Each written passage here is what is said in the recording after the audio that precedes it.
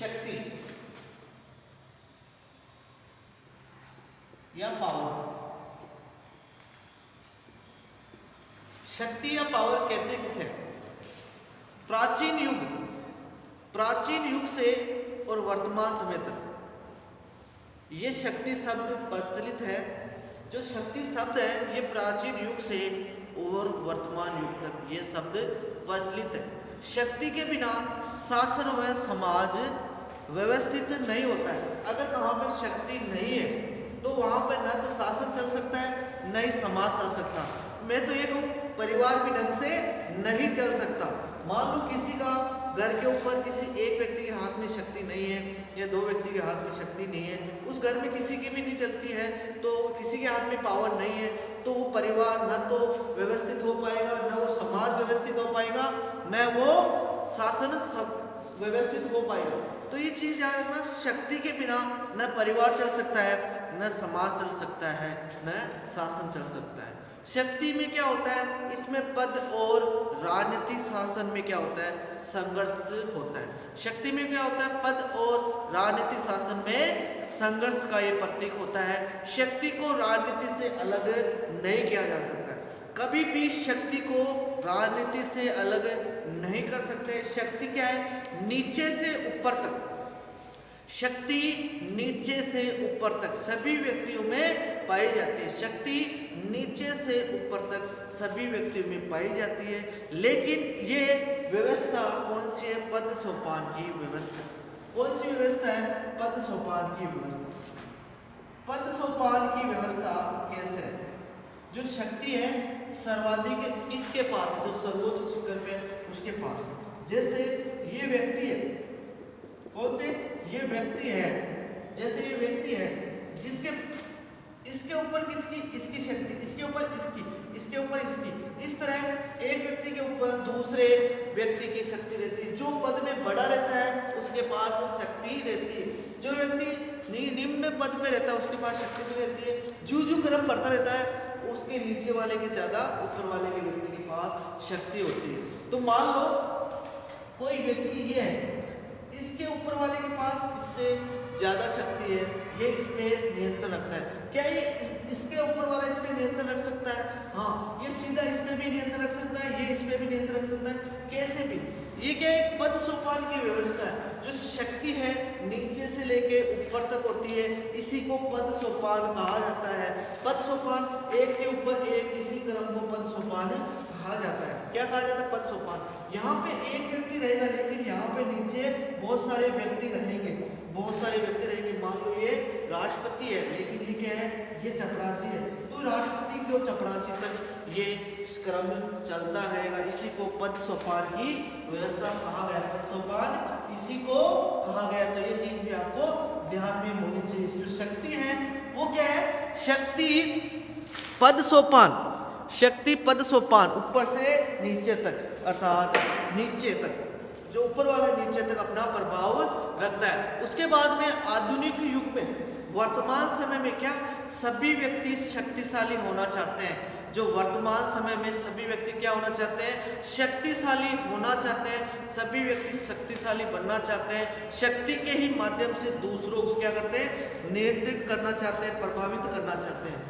अभी वर्तमान समय में देख लो, सभी व्यक्ति चाहते हैं कि मुझे शक्तिशाली होना है। वो शक्तिशाली की वजह से दूसरों को क्या करता है? प्रभावित करता है। इसी कारण ये क्या शक्ति क्या मानवीय व्यवहार पर नियंत्रण करती है। जो मानव का व्यवहार है उस पर नियंत्रण करती है। ये जो शक्ति है वो मानव के व्यवहार पर नियंत्रण करती है। अब क्वेश्चन यहां से आएगा, शक्ति का यथार्थवादी अध्ययन। शक्ति का यथार्थवादी अध्ययन, एक तो होता है कल्पनावादी, काल्पनिक अध्ययन, और एक होता है यथार्थवादी अध्ययन। शक्ति का यथार्थवादी अध्ययन, शक्ति का यथार्थवादी अध्ययन, एक होता है कल्पनावादी अध्ययन। शक्ति का यथार्थवादी अध्ययन किसे कहा जाए? इस शक्ति का यथार्थवादी अध्ययन किसने किया? तो शक्ति का यथार्थवादी अध्ययन पहले अरस्तु, हॉब्स, मैकियावेली। किसने किया? अरस्तु, हॉब्स, मैकियावेली, मॉर्गेंतो, इन्होंने किया था। प्राचीन समय में जो शक्ति का यथार्थवादी अध्ययन सबसे पहले अरस्तु ने बताया। क्या बताया? अरस्तु ने बताया शक्ति का यथार्थवादी अध्ययन। उसके बाद में बताया होब्स। किसने बताया? होब्स। उसके बाद में मैकियावेली, फिर मॉर्गेंतो। इन्होंने क्या बताया? इस शक्ति का यथार्थवादी अर्थ बताया। ये तो थे प्राचीन समय से, लेकिन वर्तमान समय में इस शक्ति का वर्तमान समय में किसने अध्ययन किया? इस यथार्थवादी अध्ययन, शक्ति का यथार्थवादी अध्ययन वर्तमान समय में, वर्तमान में या आधुनिक युग में किसने किया? किसने किया? इसने कैटलिन ने और लासवेल। इन दो व्यक्तियों ने वर्तमान समय में आधुनिक युग में कैटलिन और लासवेल ने किया। कैटलिन और लासवेल ने किया यथार्थवादी अध्ययन। इन कैटलिन और यथार्थवादी अध्ययन किया। कैटलिन और लासवेल ने क्या किया? यथार्थवादी अध्ययन किया। तो ये चीज भी ध्यान में होनी चाहिए कि प्राचीन समय में यथार्थवादी अध्ययन किसने किया? अरस्तु ने किया, होब्स ने किया, मैकियावेली और मॉर्गेंतो।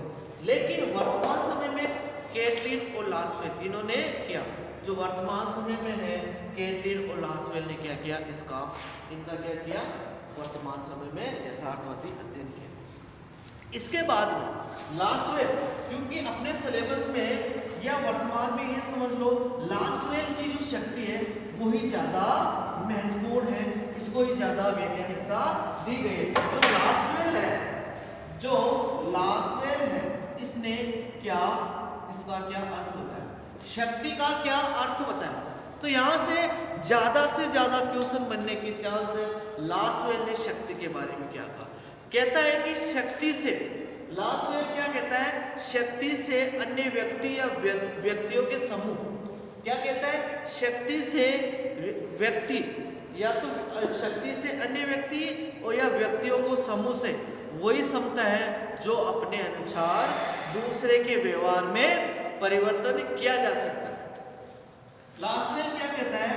शक्ति से अन्य व्यक्ति या व्यक्तियों के समूह, कौन से? या तो अन्य व्यक्ति या व्यक्तियों के समूह, इसमें क्या किया जा सकता है?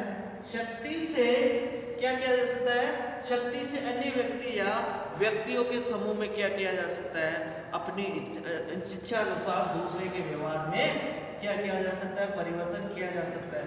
अपनी इच्छा अनुसार दूसरे के व्यवहार है उसमें परिवर्तन किया जा सकता है। दूसरे के व्यवहार में परिवर्तन किया जा सकता है। तो ये चीज भी आपको ध्यान में होनी चाहिए। लासवेल ने क्या कहा? शक्ति अन्य व्यक्ति या व्यक्तियों के समूह में क्या वो क्षमता है जिसमें अपनी इच्छा अनुसार दूसरे व्यक्ति के व्यवहार में परिवर्तन किया जा सकता है। तो लासवेल के अनुसार ये अर्थ है। एक बार फिर बता देता हूं, लासवेल ने शक्ति का क्या अर्थ बताया? इस शक्ति का क्या अर्थ बताया? तो ये कहता है कि शक्ति से क्या करते हैं? शक्ति से अन्य व्यक्ति या व्यक्तियों की क्षमता के उस समूह की क्षमता से है जिससे क्या होगा? जिससे वो शक्ति से अपनी इच्छा अनुसार दूसरे के व्यवहार में परिवर्तन कर सकता है। अपनी इच्छा अनुसार दूसरे के व्यवहार में हम जैसा चाहे वो दूसरा व्यवहार ऑटोमेटिकली परिवर्तन कर सकता है। इसे कहा जाता है शक्ति। इसे क्या कहा जाता है? शक्ति।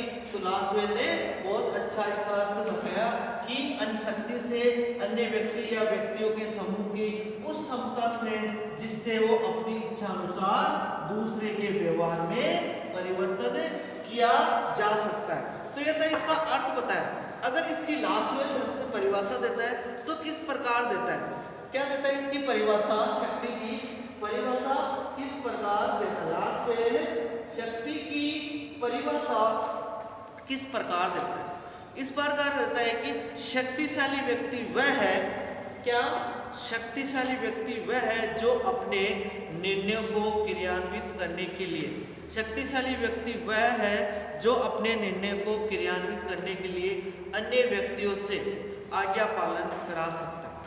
क्या कहता है ये? शक्तिशाली व्यक्ति वह इसकी परिभाषा किस प्रकार देता है? शक्तिशाली व्यक्ति वह है जो अपने निर्णय को क्या करा सकता है, अपने निर्णयों को क्रियान्वित कराने के लिए अन्य व्यक्तियों से आज्ञा पालन करवा सकता है, उसे कहा जाता है। इनके अलावा होब्स की शक्ति से संबंधित, होब्स ने शक्ति से संबंधित क्या परिभाषा दी उसका भी हम अध्ययन कर लेते हैं। होब्स क्या कहता है? होब्स कहता है कि सभी मनुष्य में शक्ति प्राप्त करने की इच्छा होती है। क्या कहता है? जो सभी मनुष्य है उनमें शक्ति प्राप्त करने की इच्छा होती है। होब्स शक्ति की परिभाषा या शक्ति का अर्थ बहुत शानदार बताता है। होब्स शक्ति की परिभाषा बहुत शानदार बताता है। होब्स कहता है कि जो सभी मनुष्य में क्या शक्ति प्राप्त करने की इच्छा होती है। क्या सभी व्यक्ति में, सभी मनुष्य में शक्ति प्राप्त करने की इच्छा होती है। ऐसा कोई भी मनुष्य नहीं है जो शक्ति प्राप्त नहीं करना चाहे। देख लो किसी को भी, ऐसा कोई मनुष्य नहीं है जो शक्ति प्राप्त नहीं करना चाहे। तो ये कहता है कि सभी मनुष्य में क्या शक्ति प्राप्त करने की क्या होती है? इच्छा होती है, इच्छा होती है। सभी मनुष्य में शक्ति प्राप्त करने की इच्छा होती है। सभी मनुष्य में होती है शक्ति प्राप्त करने की इच्छा। लेकिन मनुष्य क्या, अगर कोई शक्ति प्राप्त कर लेता है, मनुष्य की इच्छा होती है कि मेरे पास साइकिल है, मैं मोटरसाइकिल लाऊंगा। मनुष्य की इच्छा है मेरे पास साइकिल है, मैं मोटरसाइकिल लाऊंगा। ठीक है, साइकिल है, मैं मोटरसाइकिल लाऊंगा। मनुष्य की इच्छा पूरी हो गई, वो लेके आ गया मोटरसाइकिल की बाइक लेके आ गया। फिर उसके पास बाइक आ गई तो वो लोगों को देखता है कि लोगों के पास कार है, तो वो कहता है मेरे पास मोटरसाइकिल है, मैं कार लेके आऊंगा। क्या? मैं कार लेके आऊंगा। अब ये इच्छा पूरी हो गई, ये कार छोटी है, ये 10 लाख की है, मैं 50 लाख की लाऊंगा। फिर इसकी इच्छा पूरी हो गई। फिर इस तरह उसकी इच्छा बढ़ती जाती है। फिर कहता है मेरे पास कार है, मैं एरोप्लेन लाऊंगा, मैं एरोप्लेन लेके आऊंगा, हवाई जहाज लेके आऊंगा। ठीक, तो इस प्रकार मनुष्य की ये इच्छा बढ़ती ही जाती है। एक शक्ति के बाद दूसरी शक्ति वो प्राप्त करना चाहता है। मनुष्य अगर कोई एक शक्ति प्राप्त कर लेता है तो वो दूसरी शक्ति प्राप्त कर लेता है। जैसे मान लो कोई सरपंच बन गया, कोई सरपंच बन गया, वो उसने शक्ति प्राप्त कर ली, लोगों के दिलों को जीत लिया, लोगों के वोट प्रभावित कर लिए। कोई सरपंच बन गया, वो क्या होता है यार, मैं सरपंच बन गया, अब मैं प्रधान बनूंगा। ठीक है, प्रधान बनूंगा। सरपंच बनने के बाद वो प्रधान भी बन जाता है, लेकिन उसकी इच्छा खत्म नहीं होती, उसकी शक्ति खत्म नहीं होती है। अब प्रधान बनने के बाद वो सोचता है यार मैं एमएलए बनूंगा। क्या बनूंगा? एमएलए बनूंगा। एमएलए भी बन जाता है। अब वो एमएलए भी बन जाता है। एमएलए बनने के बाद वो कहता है नहीं, अभी उसका शांत नहीं हुआ, शक्ति प्राप्त करने की इच्छा खत्म नहीं हुई। अब वो क्या करेगा? अब वो सांसद बनने की इच्छा चाहेगा, तो मैं अब सांसद बनूंगा। अब सांसद बनने के बाद भी सरपंच तो एक गांव के ऊपर होता है, सरपंच तो एक गांव के ऊपर होता है। गांव से ऊपर उसने प्रधान बन गया, मतलब पंचायत समिति का आ गया। फिर ये विधानसभा क्षेत्र तक आ गया, विधानसभा में बैठने लग गया। अब ये सांसद नई दिल्ली में संसद में बैठने लग गया। अब कहता है कि मैं तो या तो मुख्यमंत्री बनूंगा, या प्रधानमंत्री बनूंगा, या कैबिनेट मंत्री बनूंगा। तो आदमी की जो इच्छा है शक्ति प्राप्त करने की, वो खत्म नहीं होती है। तो होब्स यही कहता है कि सभी मनुष्य में क्या है, शक्ति प्राप्त करने की इच्छा होती है। क्या होती है? सभी मनुष्य में शक्ति प्राप्त करने की इच्छा होती है। मनुष्य एक के बाद दूसरी शक्ति प्राप्त करता जाता है। मनुष्य एक के बाद दूसरी शक्ति प्राप्त करता जाता है, और उसी की जो शक्ति है वो प्राप्त करने की जो इच्छा है वो कब खत्म होगी? कोई तो सीमा होगी। तो कहता है कि इसकी कोई सीमा नहीं है। जब सभी मनुष्य क्या करेंगे, शक्ति प्राप्त करने की इच्छा रहेगी, एक के बाद एक शक्ति प्राप्त करता रहेगा। इस शक्ति प्राप्त करने की इच्छा का अंत मनुष्य की मौत के साथ खत्म होगा।